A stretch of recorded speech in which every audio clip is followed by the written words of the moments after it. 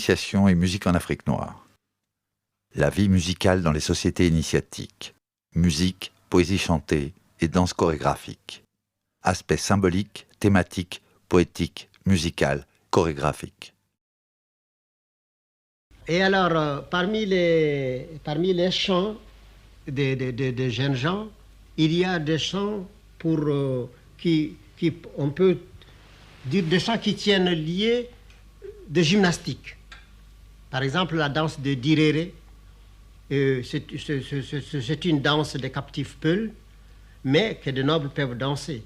Mais alors, c'est vraiment de la gymnastique. Et alors, chez Sam, par exemple, c'est très rythmé. Par exemple, on dit Samba jo aulan ledina, sa hulata ripula ungara, e samba jo aulan ledina, hulata ko ulan ledina. Alors lui, il se met à ce temps-là à marteler. Parce que dans la musique africaine initiatique, c'est le danseur qui guide la musique. C'est lui qui règle la musique, selon qu'il est actif ou qu'il est fatigué, qu'il est passif, et la musique le suit. C'est pourquoi la musique africaine cesse sans transition. Ça dépend de la résistance du danseur. S'il est fatigué, au moment où s'il est fatigué brusquement, la musique s'arrête en tant qu'avec lui.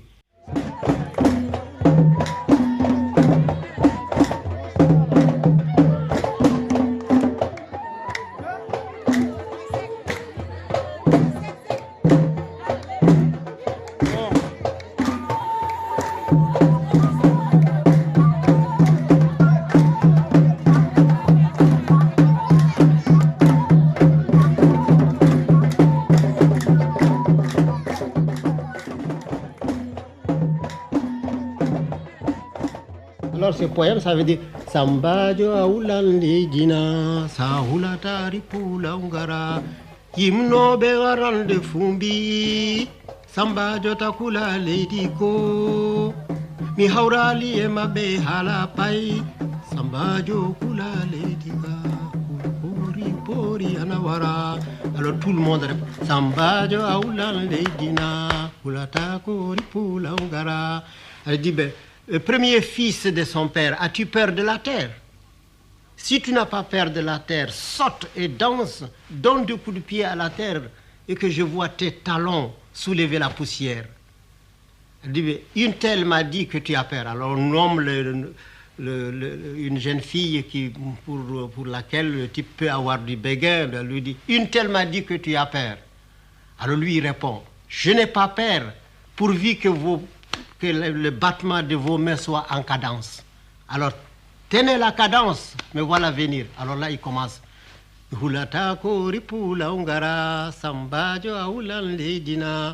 Et alors, les chants sont faits. Il n'y a pas solfège comme chez vous, mais il y a des onomatopées. Des onomatopées qui donnent les airs. Et alors, tous les groupes répètent l'onomatopée.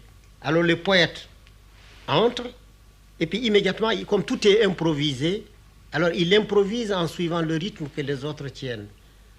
Par exemple, si on lui dit, mais sur quel rythme veux-tu danser?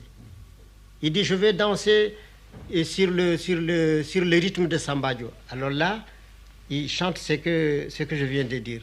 Mais s'il dit, je vais danser sur le rythme de Tari, alors là, tout le monde se met tarindi tarindin din tindaritam tarindi tarindin din tindaritam tandaranda tandandara tandaranda tandandara. Alors tout le monde, vous voyez, 300 personnes comme ça, tarindi tari. Alors ça fait vraiment une musique qui est faite de bouche. Et alors il enchaîne, le poète enchaîne là-dedans.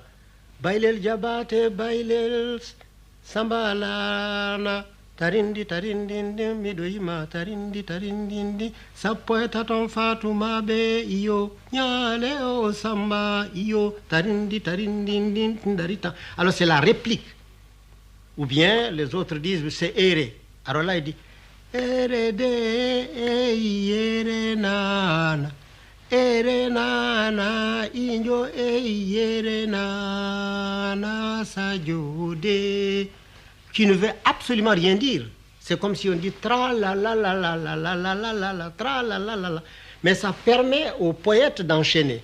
Quand il dit erede eyerenana erenana inyo eyerenana sajode, le poète dit Allah se kanimi gindi yalla gindi se katagiye mayo. Alors ça c'est une parole. Alors il dit erede qui ne veut rien dire. Alors lui il dit c'est Dieu qui nous inspire. Et de cette inspiration, nous faisons des poésies qui sont si fortes et si élevées qu'elles creusent des fleuves et font des méandres.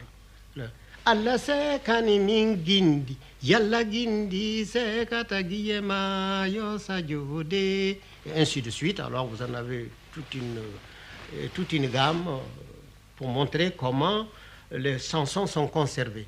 Et alors les thèmes, évidemment, on ne peut pas demander à la tradition orale d'avoir un thème comme des archives, comme des livres écrits.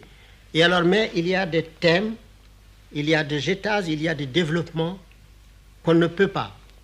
Par exemple, si vous avez un conte à raconter, un conte initiatique, comme celui de Kaïdara, alors vous avez 11 points que vous ne pouvez pas négliger. Ça, il faut les respecter.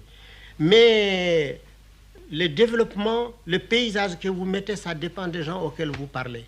Si, par exemple, vous êtes dans un pays de pasteurs, eh bien, vous parlez de pâturage, ça vous permet de parler des arbres et de montrer comment les trois voyageurs ont traversé des prairies. Et alors, vous en profitez pour montrer quelles sont les bonnes herbes et les mauvaises herbes, quelles sont celles qui sont d'utilité alimentaire ou d'utilité médicinale, d'utilité médicale. C'est une forme d'enseignement. Mais toujours par conte, par chant, par parole, rien en Afrique n'est vraiment une distraction simple. Je peux dire ainsi, le profane n'existe pas en Afrique. Dans la vieille Afrique, il n'y a pas de profane. Tout est religieux, tout a un but, tout a un motif. Il n'y a pas une récréation simple. Vers le royaume de Kaïdara, nous sortons d'une goutte minuscule, tombée en pluie merveille, dans un creux fertile, voilé et caché. Nous sommes destinés à pourrir, décomposer. Nous sommes destinés à sentir mauvais. Nous suivons le cycle du retour. Nous sommes des créatures créées. Nous sommes des créateurs. Nous n'avons pas faibli sur la route. La paix est notre souhait. Nous dirigeons nos pas vers le royaume de Kaïdara. Kaïdara le lointain, Kaïdara le bien proche. La vie et la mort, mises en nous, demeurent. Torse contre torse, elles s'y trouvent, elles y luttent. Comme l'eau contre la terre, elles y luttent sans répit. Chaque victoire gagnée sur la droite, sur la gauche est défaite. Tout gain acquis à l'est, à l'ouest devient perte.